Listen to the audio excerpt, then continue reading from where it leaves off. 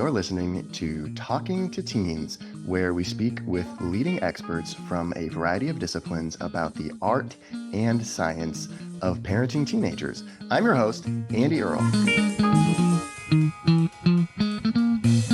We're here talking about connection-focused parenting.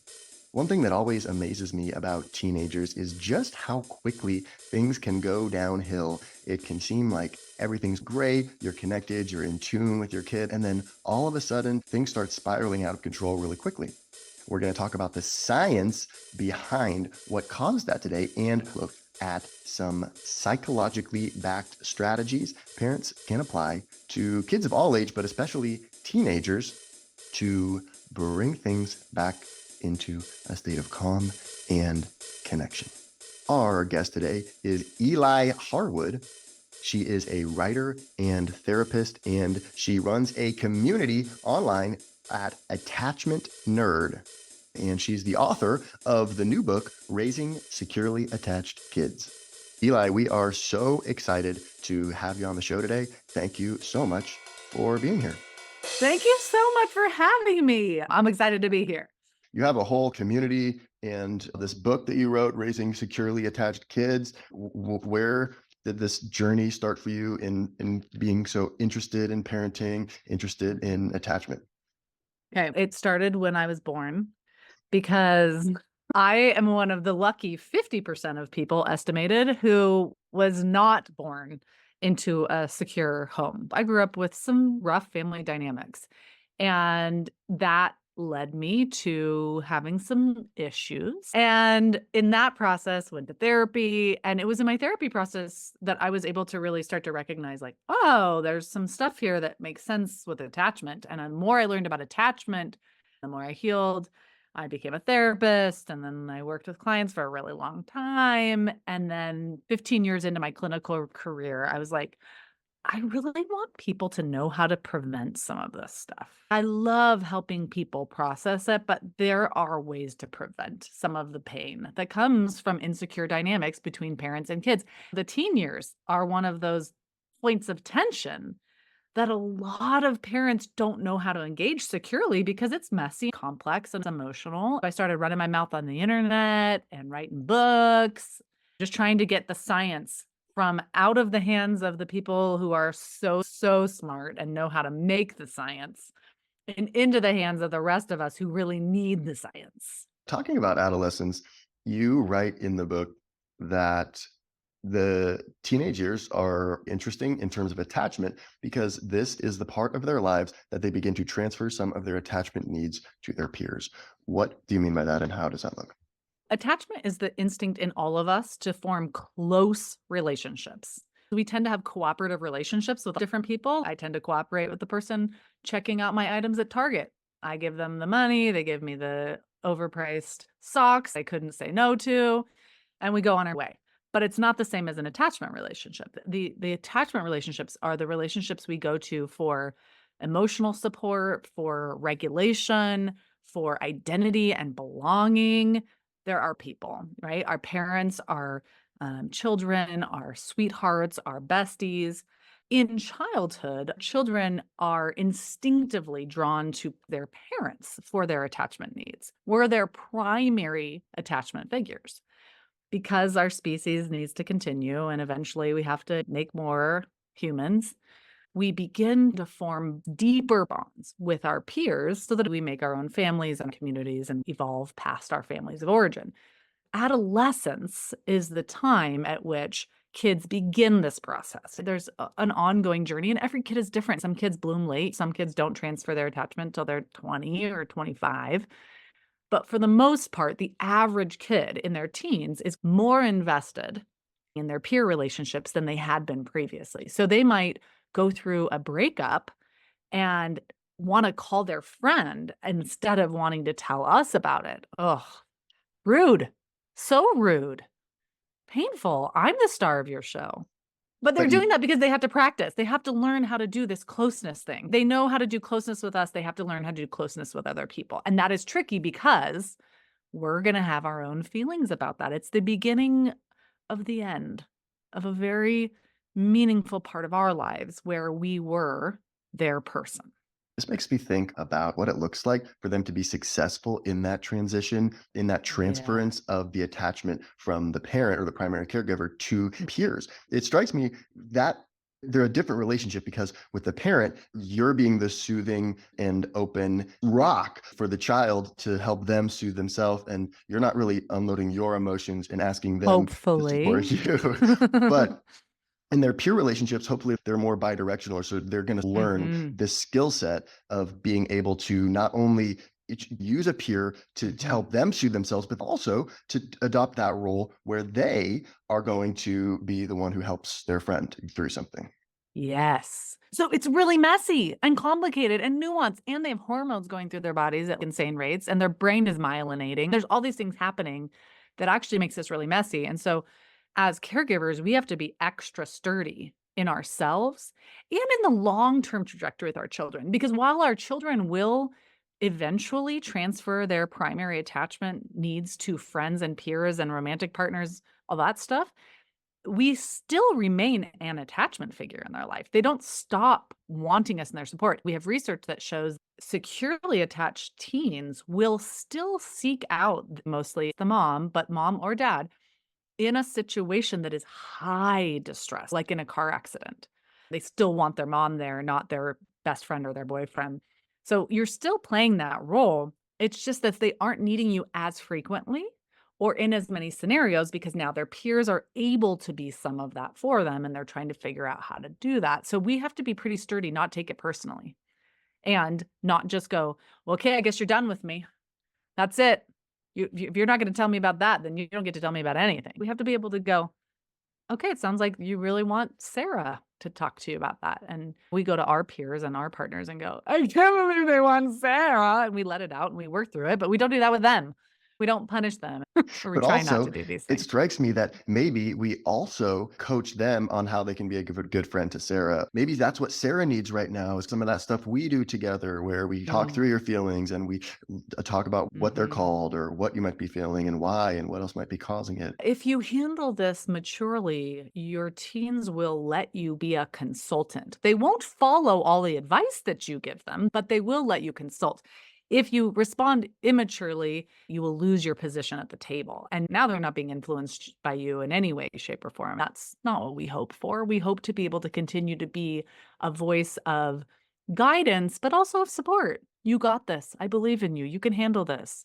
You also don't have to take that. Huh. That was not a nice thing that Sarah said to you. Do you feel obligated to continue to stay in that relationship? What type of a terrible thing does someone have to say to you before you're done with them? I'm curious. Have you established that? We can be in that role of consultant if they can sense that we aren't threatened by their growing independence. Or like trying to usurp Sarah and get back as the number one. I mean, later I could do a whole episode on things not to do when your child chooses a partner. Continue to try to be number one in their life. No, please don't do that. This is the similar training ground. I can be secure in my position. No one else is ever going to be you. You're in your position. That's set and solid.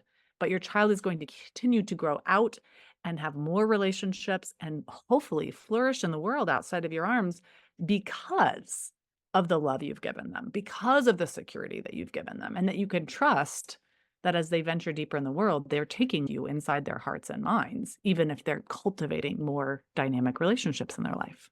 You write about something in your book on page 95 called alexithymia. What is that and why is that something we need to watch out for?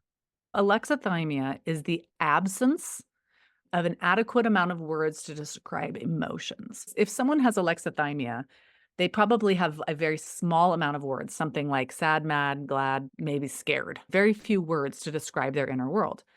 Our inner worlds are incredibly nuanced and complex. There's a difference between I'm excited for something and I'm nervous about something.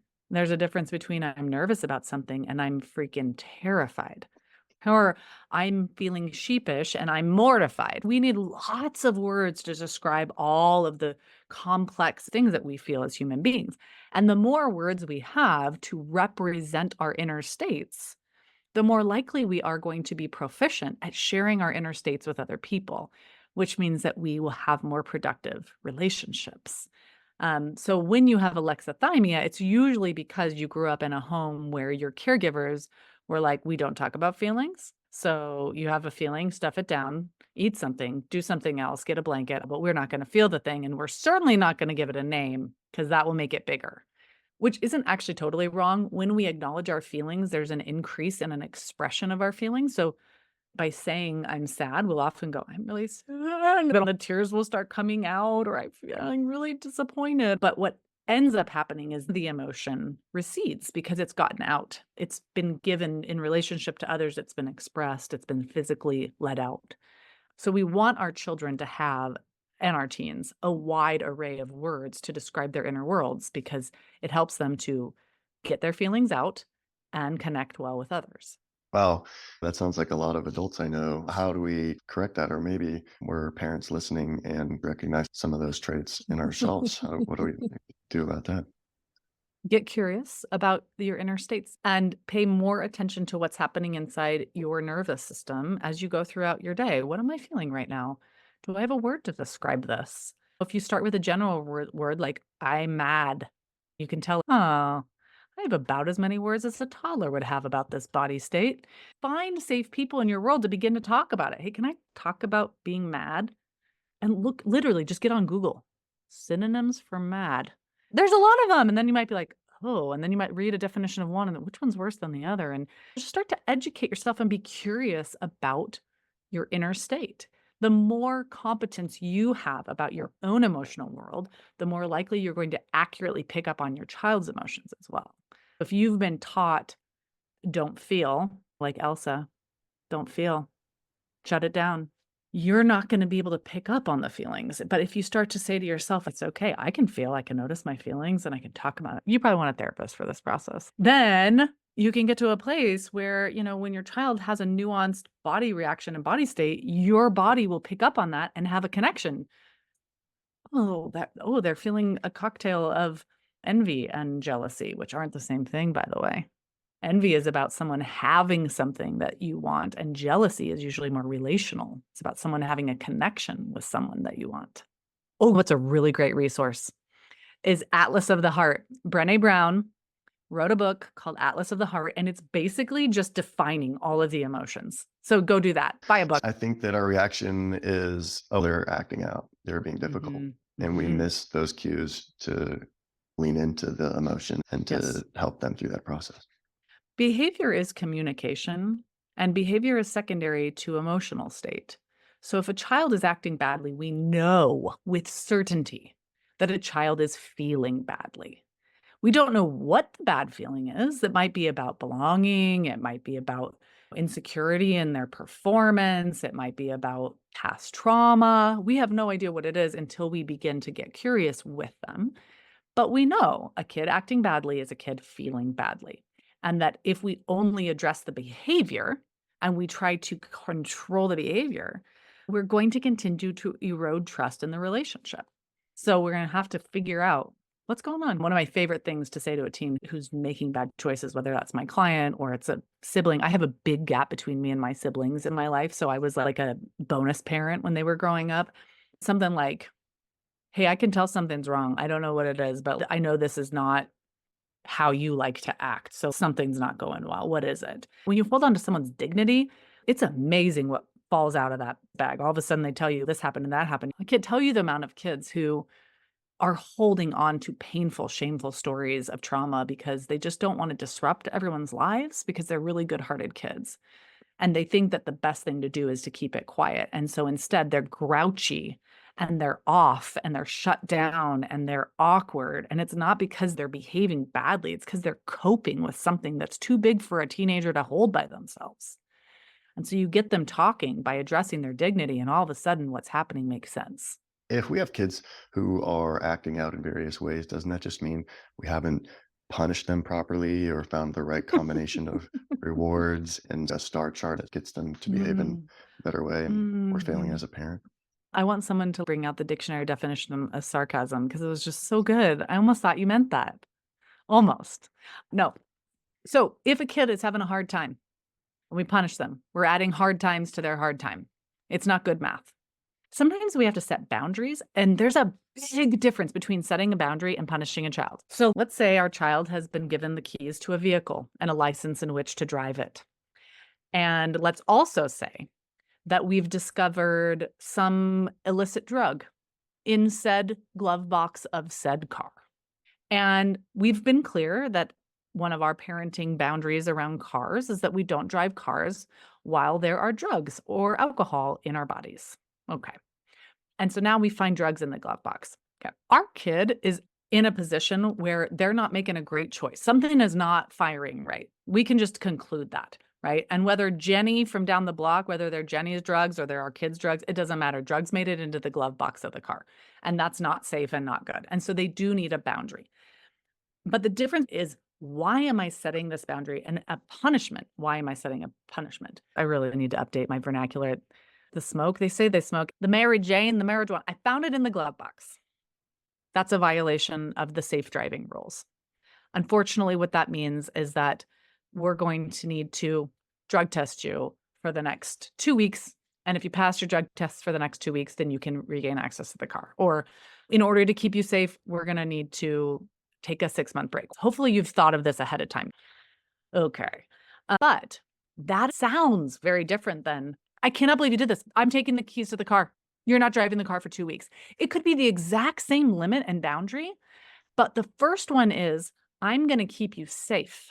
I am putting a boundary here because your safety matters to me. And also, my car matters to me because I can't just buy endless cars. It's about the intention of the boundary is in support of my child, my teen, myself, my property. That is very different than, you did something I don't like and I want you to suffer so you'll learn. So we do need to set boundaries, but we don't have to punish. What's So that something you really care about? we all do it, by the way. I don't want anyone to think that I've never done that with my kids. We get desperate. We have moments where we're triggered and activated. It's just not effective. It's not the most effective way to teach a child. It's also not effective if you find the weed in the dashboard of the car to do nothing about it and hope that they just don't notice it's missing and stop buying and smoking weed. That's not going to be effective either. We have to address the situation with maturity. Hey, I found the weed, and this is what that means. I love you, but I love you enough to keep you safe. I love you enough to piss you off. And I know this is going to be hard, but I was supposed to drive. I know this is going to suck. I'm so sorry. But you know what? It's going to suck a lot less than you getting a MIP. 2 weeks without the car and doing drug tests. It sucks. I hear you, but it's going to suck a lot less. And if you actually have a drug problem, me helping you figure it out right now is going to suck a lot less than being in rehab for years or getting married and your partner leaving you because you can't stop smoking the Doge. Like, whatever the thing is, I am going to make a decision right now that is in favor of your well-being because you matter to me. It is not about me having control. It is not about you learning some lesson. It is about, this is what I think needs to happen for your safety and being and our safety and well-being. And the deeper level is, as you were mentioning before, what's going on with them that's causing them to do this. And you have a really powerful story in the book about a teenage boy who comes into therapy and you can Mhm, instantly tell he's just not feeling very good. So you use one of those lines you talked about mhm, earlier, inviting him to open up. He talks about how he had this terrible day and then he threw his shoes on the floor when he got home, and then his dad yelled at him mhm. because the shoes were on the floor. Can you walk me through that a little bit? Why is that such an important story in the book, and how might that apply to what we're talking about with the drugs in the car? I think sometimes we forget what it was like to be a teenager. The sheer volume of conversations and interactions and thoughts and pressures, just the number of teachers they interact with alone. And I don't know about you, but all my teachers were not like pleasant and pudding and pie, right? So you don't know all the things they went through during their day. This particular story is about a kid working so hard to earn all the awards and please his parents, but he's struggling. And he's not sharing his struggles because he's gotten the memo from his parents that what they want from him is to perform.